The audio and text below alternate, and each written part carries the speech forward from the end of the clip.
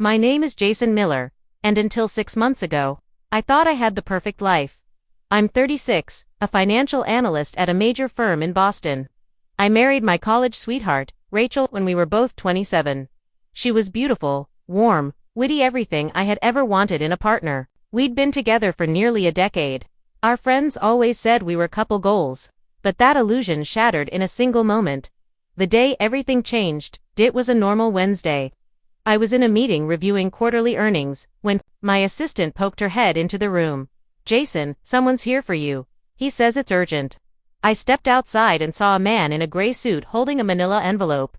"Jason Miller?" he asked. "Yes." He handed me the envelope. "You've been served. Have a good day." I froze. I knew immediately what it was: divorce papers. I opened it. Inside was a petition for dissolution of marriage. Rachel was accusing me of emotional neglect, financial control, and this part made my stomach churn: infidelity. Infidelity. I was the most loyal man on earth. I even turned down drinks with female coworkers to avoid even the appearance of impropriety. I rushed home that evening to confront Rachel. She wasn't there. Instead, her closet was half empty, drawers were open, her jewelry box was gone, and on the kitchen counter was a short note: "Don't contact me. Speak to my lawyer." I sat down on the floor and stared at the wall for hours. How could the woman I loved for 10 years disappear like that? The secret life. Over the next few days, I began to piece together the puzzle. Rachel hadn't just left. She'd been planning this for months. Her best friend Maya told me the truth. Reluctantly, I didn't want to get involved. "Jason, but Rachel's been seeing someone else. A guy she met at her photography club. His name is Lucas." Lucas, that name kept echoing in my head. She was cheating on me. It felt like someone had reached inside my chest and crushed my heart. But something about the divorce papers bothered me more than the betrayal. Rachel was going after everything. Half the house, half my retirement, even spousal support. Even though she had a decent career as a freelance photographer, she was painting me as a monster in court. So I did what I do best. I investigated the envelope that changed everything. I hired a private investigator. His name was Frank Bishop, ex-cop, sharp as a razor. Within 2 weeks, Frank had gathered more than I could have imagined. Photos of Rachel and Lucas together at hotels, kissing in public, holding hands like teenagers. Text message screenshots from a burner phone she thought I didn't know about. Even a recorded conversation between Rachel and Maya, discussing how she planned to trap me into giving up the house. "She's going to accuse you of financial abuse," Frank told me. "It's dirty, but I've seen worse." But the real kicker: Lucas wasn't just some artsy fling. He had a criminal record: identity theft, wire fraud, and embezzlement. He'd done time in federal prison. Rachel had gotten involved with a con man. Now, I had everything I needed.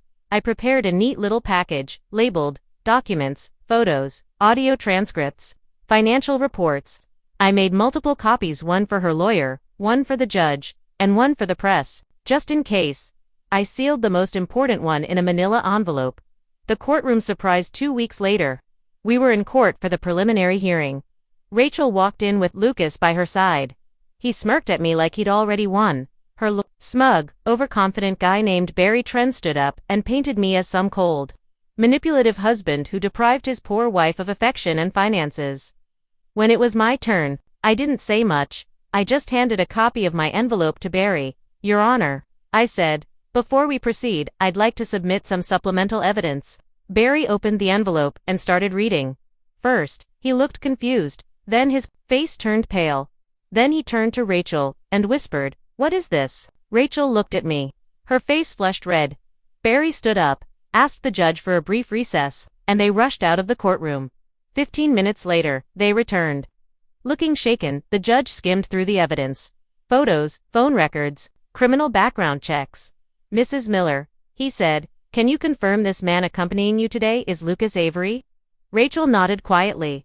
"Then I must ask why you did not disclose your romantic involvement with a convicted felon during the filing of these charges." Her lawyer tried to object, but the damage was done. The judge postponed the hearing and ordered a full financial and criminal investigation of both Rachel and Lucas. The fallout: within a week, Rachel's case collapsed. My lawyer filed a countersuit for malicious prosecution and emotional damages. Lucas, he vanished, probably ran once he realized we exposed him. Turns out, He had convinced Rachel to lie in court so she could get half my assets.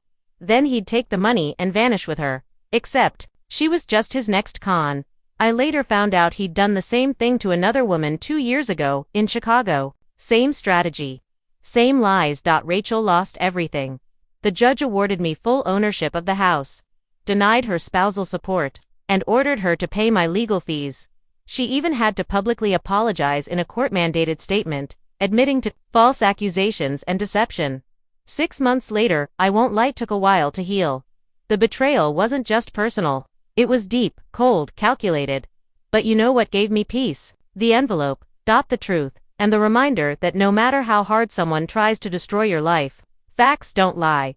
Now I live in the same house. Alone but peaceful. I even started dating again. And Rachel? Last I heard, she moved back in with her parents, working freelance jobs to pay off her court fines. The last message she ever sent me was a simple one: "I'm sorry, but it was too little, too late." Moral of the story: sometimes, the best revenge is not anger, not violence, not shouting in court, it's silence, it's truth. Because when someone builds their life on lies, all it takes is one envelope, to burn it all down.